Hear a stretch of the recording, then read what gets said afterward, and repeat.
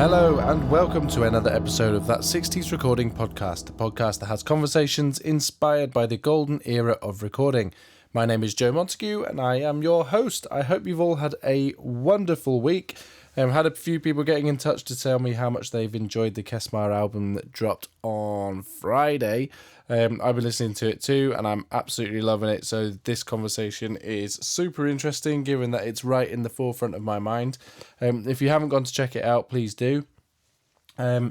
Also, just wanted to say very quickly, this is something I haven't reminded everybody of for a long, long time. If you're a new listener to this podcast, something that would be really useful for you to do is if you're listening on Apple Podcasts or if you're listening on Spotify, if you could just give it a review. Yeah, we don't have to write anything if you just click 5 stars.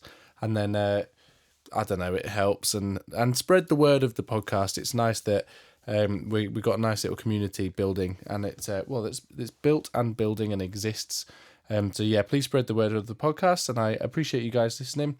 No other news, so I'm just going to dive straight into the second part of my conversation with Nathan Hawes, aka Kesmar.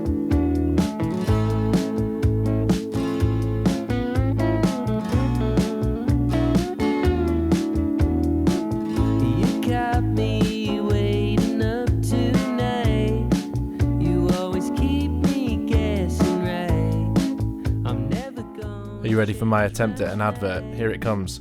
Make Noise Pro Audio are specialists in used pro audio equipment, and since 2015 they've been on an endless quest to supply all things modern, old, vintage and obscure.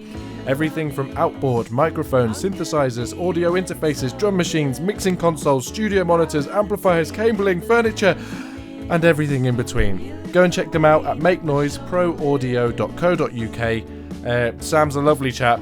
Definitely go and do it. Enjoy the episode!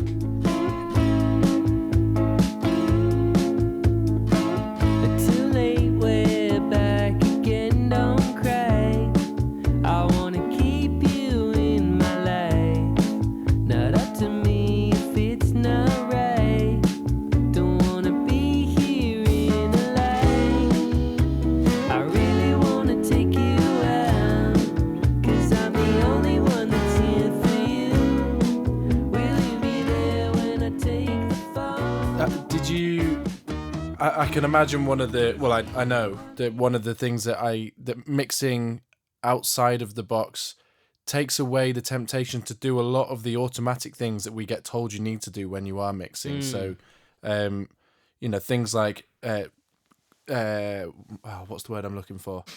Sort of specific EQ cuts or compression on specific things or whatever. You often forget that you need to do those things because you just go, well, it sounds great. So you're not automatically putting a high pass on something to get rid of low end frequencies because totally I can't hear that there's a problem. Yeah. And it gets rid of the temptation to do that because you don't visually see like, I can see a load of low end on that, on the visually on the screen. So I must get rid of it. How did you find that? Again, I was just like, I don't know, I think just because it's just been like imprinted into me for so long to like look at the frequency band on like an EQ rather than like listen to it. I was just trying to be like selective, but at the same time just like treating the like DAW rig as just like a playback unit really. And then I just kind of treat it as just like I'd just have a few kind of plugins there that of the like plug-in version of the real hardware units that I didn't have, like an LA2A or something. Like on a vocal or something, it was like I'd track it in with like a 76 and then like a 610 and then through my console. So when it got to like my DAW, it was just like an LA2A to catch the end and then like a plate reverb really. Where like before then it was just like this big plug-in chain, but it just wasn't the sound. So again, it just all comes back to just learning and figuring out what works. So for me, that works best. I think from listening to it, you can tell. I think from the going back to what I was saying before about the first single release off that you did as Kesmar, and also just other. There are other people working in this style. It's quite popular. There's guys like who are sort of in the more commercial side of things, like Bruno Mars and Mark Ronson, they're all still in that kind of like, it's daptone, that sort of daptone thing. But when they obviously are using modern techniques as well to mix. And I think one of the things that strikes me listening to records that are made like this record, and there's another chap I spoke to called Michael Rout, who, like his stuff sounds incredible. And it's not tiring to listen to because it's not compressed and limited to the nth degree. And it's just smooth and enjoyable. And I don't feel exhausted. Like I've been battered when I listen to it. And you can hear the direct comparison too. I mean, specifically in drum sounds. I'm listening to the drum sounds on your records, and the snare's not like super up front and the kick's not super thumping, but they're definitely there. There is a thump on it, and there's a definite weight to the snare. But I don't feel tired, bombarded constantly by it. Yeah, I think it's just like comes back to that thing of like when I was kind of learning to engineer and everything, it was like if you want a fat snare sound, like absolutely just like smash the whole snare through a compressor and then like smash your overheads through a compressor, it's going to sound fat. And it's like that's not necessarily it. It's like most of it comes down to the drum and how the person's playing it. But yeah, I guess like another learning thing was just like reading all of like the interviews of Bruce Sweetie, like Michael Jackson's engineer. He just hated compression and he hated the way it sounded on drums. And then I kind of went through a phase where I was just downloading like multi-tracks or like just scouring the internet for multi-tracks and then listening to like all of that kind of like MJ, like early MJ and like even the Jackson 5 and everything. It's just like there's whenever Bruce Sweetie was touching it, there was like no compression on there. He was always just like smashing it into the tape and letting that do the job. So I think, once I kind of learned that, but then for so long I was kind of like, but I need a compressor on my kick drum. Otherwise it's like not gonna like hit hard enough. But I think I tried to then let like technique and everything do its thing rather than compression or something. And now if like, most of the time for like the music that I'm making, it's like very, very, very, very little and no like master bus, like crunch or like anything. It's, I'm kind of just trying to, let the transients on the tape do the work. I think it's I remember listening through to heard it through the grapevine multi-tracks and listening to the drums on there, and listening through to multi-tracks in that way is so inspiring because you sort of so hearing you're hearing them as part of a whole, aren't you? So you're almost it's almost like an optical illusion when you listen to a record because you're listening, they're using definitely maybe like the low end of the actual bass guitar to help with the low end of the kick drum or something, and then suddenly when you hear them separate like that, your mind's opened to what the actual real sound is. And I remember listening to the drums and them being just really roomy and really not a lot to them, and going, totally. I can do that sound. That's exactly. That sound. I think that was like the best thing that I ever learned was when I was making this record and I was just going through so many phases of just self-doubt really. And I just go hard and just find all these multi-tracks of just like any kind of soul band or like, whether it be like Jackson 5 or like even like the more like super successful like Thriller or something. And listening to those multi-tracks and there's mistakes everywhere. And like but you can't hear them, so it's fine. Or even like Earth, Wind, Fire, like multi-tracks, like September and everything, like listening to those. And it was kind of like the bigger the song, the better I'd feel about hearing all those mistakes in there that I couldn't hear in the master recording. But then you'd go into the multi-tracks and you're like, that sounds insane. Like, or like the drum mix or something would sound absolutely ridiculous soloed. But then you put it in there and you're just mind blown. And that gave me like such a confidence of being like, these records are the best, some of the best records ever made. And then you really dive into them and you kind of select them as if they were your own song, and you find all these little imperfections everywhere. So I think that's, a lot of the time, you have And when you kind of do it yourself, you have like unlimited ways on a DAW to like look at the kick drum and then listen to the snare drum, and everything's so isolated, and you hear every little mistake in there, and then you hear the master recording of your own song and you're like, oh, I can hear all those mistakes, and it just can drive you crazy until you get to that point where you kind of just let go and you're like, it sounds fine, like let's keep moving on. I find that very difficult as a player delivering something to an artist. Yeah. I find that quite difficult to limit how perfect it needs to be. Yeah. You know, my temptation is to be, you know, like essentially do what you're saying. Yeah. And I want to leave a few little interesting things in there, or, you know, if I've done a take where the general feel of the take's really good, but there's one little bit that, you know, it's not wildly incorrect. It's just not quite what I had in mind. The way I've resolved that now is I'll often mention it to the client or the artist in an email and say, you know, look, that's there. Yeah. I've left it there on purpose. Yeah. And you know, if you really want me to fix it, I'll fix it. But I think it's really cool, and it's a tough one to get your head around, because there's always that temptation to think, am I just being lazy by leaving that mistake in there, or is it genuinely adding to the feel of the song?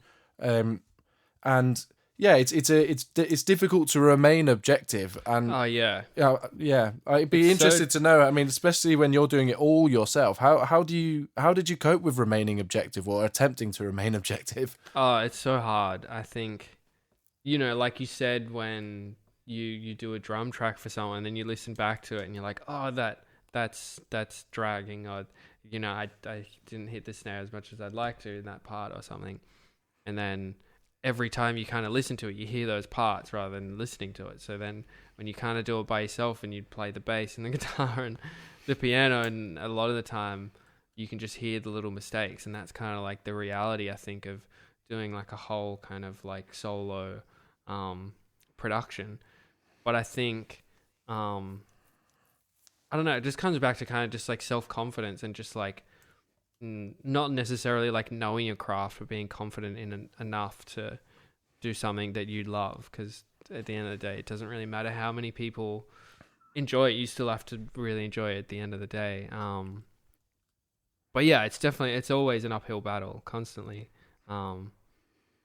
But yeah, I think also the kind of side that it is a hobby, it's just like such a rush as well, of like getting a drum sound that you love, or like anything like that. It's that, for me, can kind of combat the rest of it. But yeah, I think it's all just like a big, just kind of learning curve of,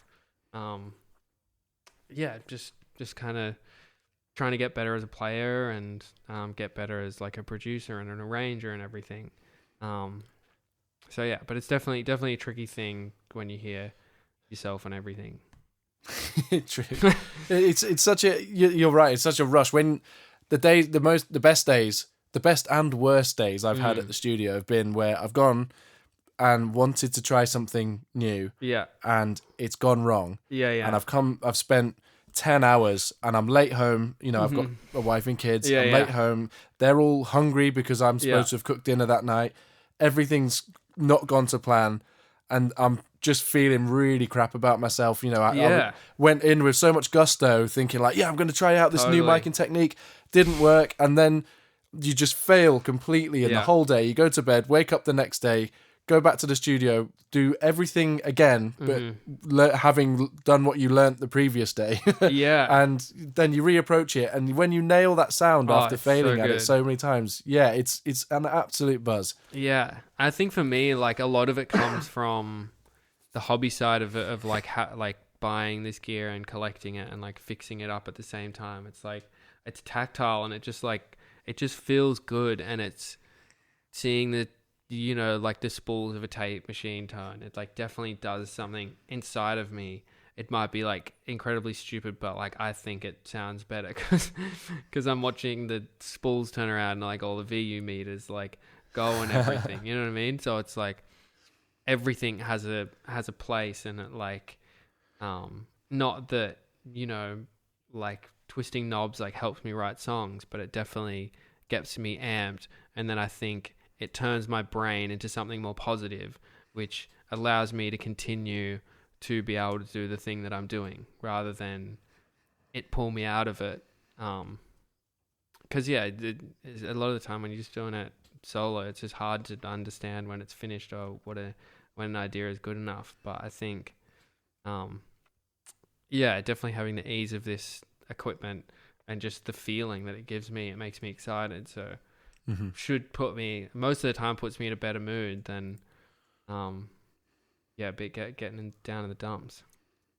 How did you approach, I mean, it's quite a, you talked about what you did before in terms of genre. Were you conscious of losing the audience with having like a completely new sound, or was that part of the fact of not being Nathan Hawes anymore and being Kesmar, or how?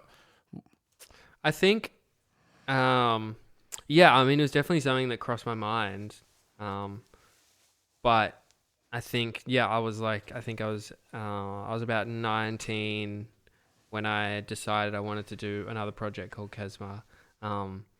So I wanted to ingrain it into myself early on. And especially in that time in my life when, I could kind of just do whatever I wanted because I was a teenager. I didn't have a family that was relying on me.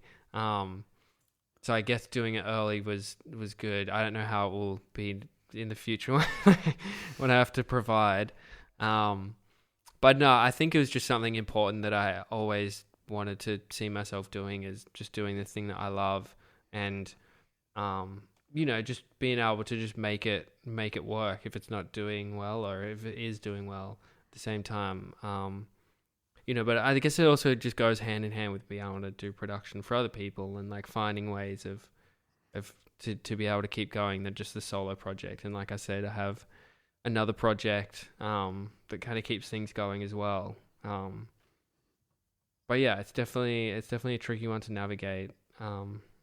But yeah, I think it just came down to me wanting to pursue whatever I wanted to pursue, and then I did the start of the Kesmar project, and now it's like kind of completely different again. But yeah, it was always kind of in my mind that I'd lose some audience, but I think for longevity, you have to love it. Yeah, of course. Did you have the whole? I'm really interested in the sort of stylistic side of it. It's really, I mean, these days with the way that the Instagram and all that kind of stuff is, a project's not necessarily just one, like a record and you put it out there. It's a series of singles and making more of less. So, taking one single and sort of making a really big deal out of that. Yeah. And then it accumulates into an album. How did you approach sort of the way that all of that works within, obviously that's kind of vastly different from the way that we've just discussed recording it. But I'm interested in how you went about thinking about the branding of it all and the way that because presumably you've got your finger in all of that as well. You've got nobody, you've not got a huge team doing it all. You're having to. Yeah, I think when it just came to like shooting the videos and how I'd want everything to look and feel, it's just like continue to do everything like as impractical as I can. So shoot on film and but I've got like some good buddies around me who are like great filmmakers, but like I'll conceptualize everything and direct it. But yeah, I guess it was just kind of true to the sound really. And again, like shooting on film is like an incredibly similar way of recording on analog tape. It's like you only have so much and you have to figure out a way to make it work. But yeah, I do love the side of it of getting to make clips and everything, but I don't love the whole like make something and then we want to like double it. We want to put out singles and then we want to put out a video and everything.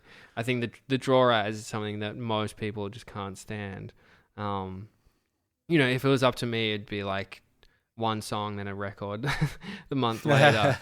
But it's but yeah, times are just different. And but yeah, like I love shooting on film. Like I'm shooting a clip tomorrow, and it's just like I think I just try to treat it in the same way of just like writing the music is just like have fun with it and to try and let it happen like as organically as possible.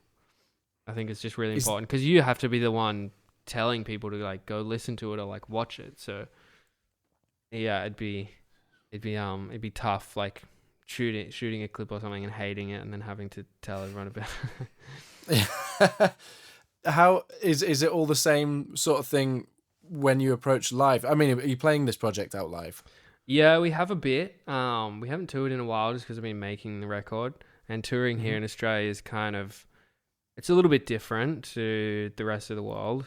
Just because I guess it's huge, isn't it? yeah, that's the main thing is just trying to make it like feasible is really really hard because yeah, you have to fly everywhere, and then really you can play like Brisbane, Sydney, and Melbourne, and then go over to Perth is just like can just be too expensive a lot of the time.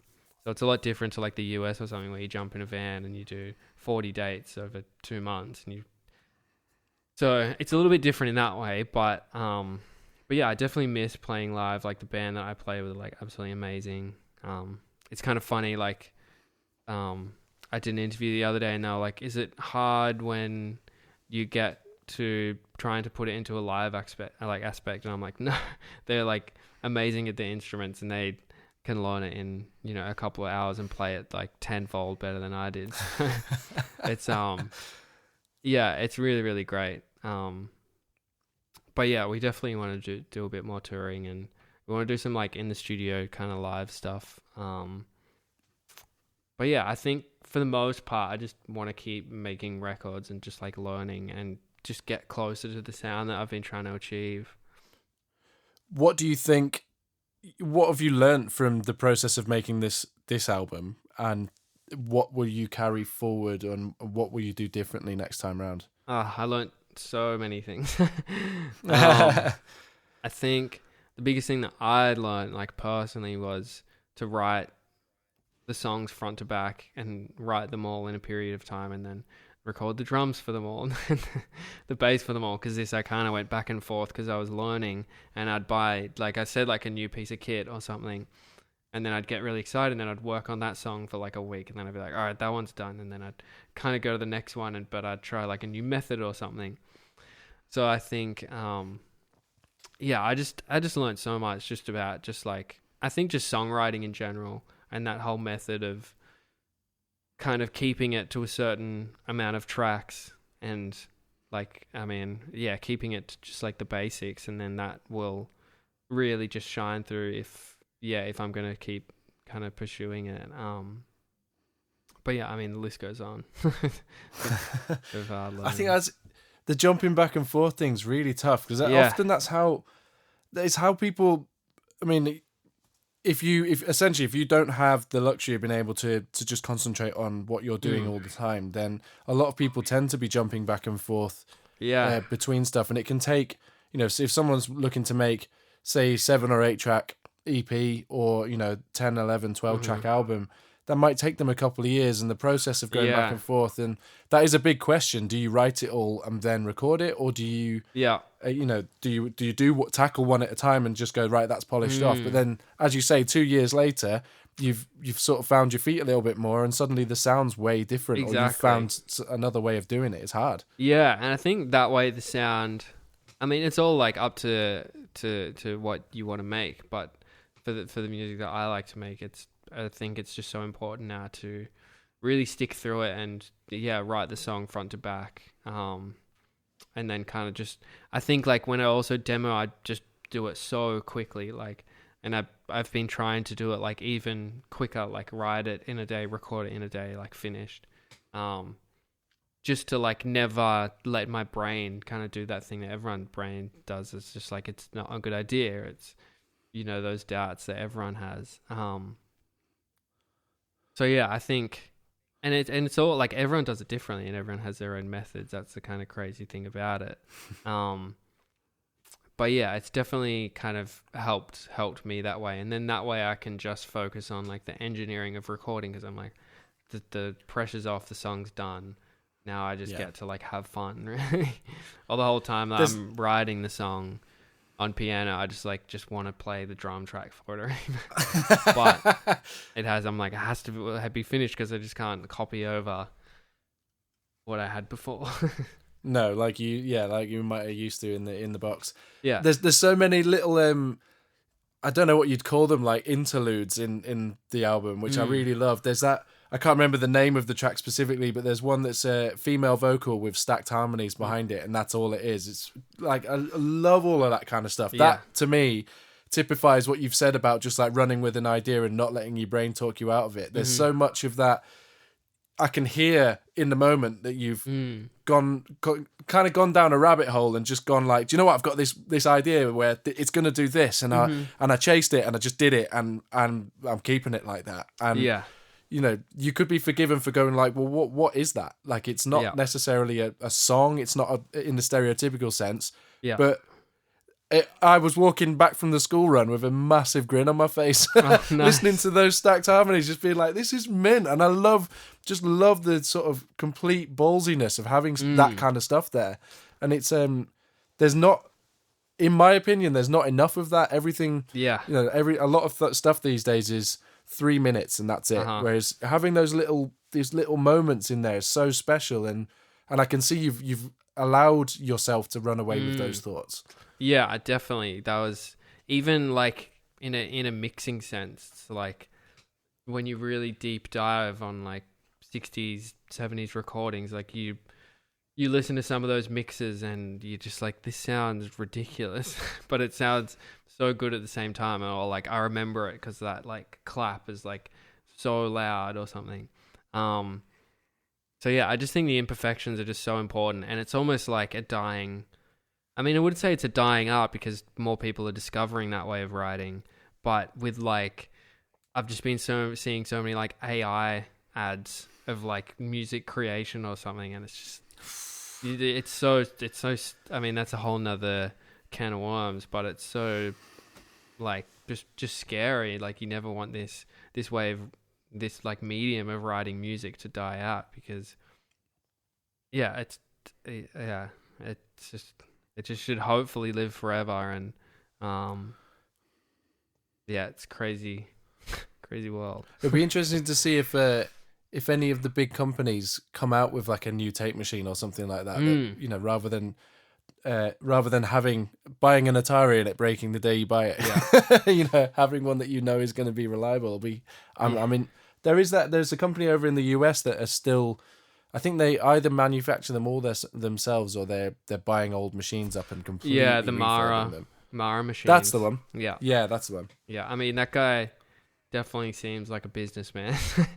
I've checked out his website, and you pretty much have to pay for everything you're getting, but hopefully it works at the end of the day. I myself do have not enough savings to get a Mara shipped over here anytime soon. I've looked at that website enough times to consider it myself, and maybe one day, who knows. I think like personally, I think Australia has, because we're kind of close to Japan, we just have so much Tascam stuff, which is just like such a blessing. But yeah, all a bit of fun. What would you say, sort of, in the end? So there'll be people listening to this who record in their doors and probably feel intimidated by the process that you've just essentially completed. What would you say, having gone through it, to those people who perhaps haven't started looking at working in that way yet, but are attempted to, say, get like a 4-track and just, you know, Porter Studio or something, and just start having a bit of fun with it? What's your obviously we've heard about all your experience, but what's, you know, having gone through that process, what would be your advice to someone considering getting on board with that stuff? I think to just kind of, I mean, it's tricky because there is a fair amount of kind of troubleshooting involved, but I think like something like Tascam is such a great brand, and it was built for homes a lot of the time. So the manuals are like super, super instructive. But yeah, I think like a lot of this stuff with like that Tascam, with like old Tascam recorders and everything, it's like they're just never gonna kind of dip down in value because everyone really wants them a lot of the time. So it's like, it's kind of like not really much of a risk to at least try it, because you could sell it for what it's worth. But yeah, I think to just like give it a go, and I don't know, just be ready to figure out how to plug the RCA into but yeah, I think to just like not get like as a base level, just someone like figuring out just to not get overwhelmed, and like I don't know, it's just crazy that you can buy something that has sat there for 15, 20 years and it turns on straight away and will like somewhat work, you know what I mean? It's like, yeah, iPhone's never going to do that. But no, that's true. Yeah, speaking of Tascams, there's this guy like 2 hours away that had this ATR like 2-track kind of recorder. I hit him up and he was like, "Oh, I just sold." And I was like, "Do you have anything else?" And he's like, "Oh, I actually used to own a studio back in the day." And I was like, "Do you have any other like tape machine like Tascams?" And he's like, "Yeah, I've actually got like 6 of them kind of sitting here in like this inventory." I was like, "Would you mind sending me some photos?" And it's like, yeah, like the ATR, like 8 tracks and like 16 tracks. And but yeah, hopefully we'll be picking some of those up. And it's just like kind of whenever I see them, they're dying off a little bit. So I like to have at least a spare machine for parts, or yeah. But super going off the topic of it's a great idea. It's interesting that I got a friend of mine who I've spoken with on the podcast called Neil Innes. He has a studio here in Leeds. It's a fully analog studio, and he is essentially his studio is like a tape machine graveyard. So he's got his machine that he uses, and then you go out the back and there's just like half like mangled tape machines that he's ripped something out of, and it's if you want anything, he's got every little minute detail that you might need. And he'll buy an old machine that doesn't work just for like a particular washer. Yeah, I think and it's just like it's the hobby side of it, and I think you kind of get to a point where you're like, well, if that makes me feel good, like that's what I'm gonna keep doing. You know what I mean? Absolutely. It's like those kind of like little simple things. It's like, yeah, and I think like the whole rush of it, of like going to these random places and picking them up and like meeting these kind of like maybe like strange like old cats and stuff, but they got like loads of stories. And yeah, I think it's just kind of just like, yeah, if that makes you feel good. And I think that's the reason why I love using this stuff. It like makes me feel good. It does make me feel better when I'm writing and recording. So it's like, I'm going to keep doing it. So I think you just got to find out what makes you happy, really. Absolutely. So the album is out next month, is it? Yeah, May 12th. May the 12th. Always Chasing Rainbows. Is it digital only, or are you going to do a vinyl release or a CD release or anything? Yep, there'll be some vinyl. We're just still in Australia, still apparently from COVID, the orders have been still pushed back, but I think that's just everyone's excuse for just like not wanting to do the work. Love it. Yeah, you call them out. Yeah. But yeah, I'm excited for that record to come out. But yeah, like I said, that record was kind of finished, I don't know, September last year. And I've been like pretty much writing a lot for the next one. So yeah, I'm kind of just keen to keep, just keep writing songs and just like I said, just like learning, and like at the same time it's my hobby, and I'm just so, I don't know, maybe like too obsessed with it, but makes me feel good. I think it's inspiring. I love it. I said it a minute ago. I love the fact that you're just brazenly doing it, and there's seemingly no self-consciousness there whatsoever. It's just learning, doing, trusting the process, and having a great time doing it. And that's, if that's not inspiring for anyone listening to this, then I don't know what is, because that's the way you that's the way you get happy from this stuff, is to not think about it too much and just enjoy doing it. Yeah, because I think it just gets to a point when, if you're not enjoying it, it's just like what's the point of this? You know what I mean? Where I think there should always be that element of just feeling like you're a kid, and no matter kind of what the circumstance is, I think that's just so important to keep trying to do that at all times. I think another year is over. I've never been alone.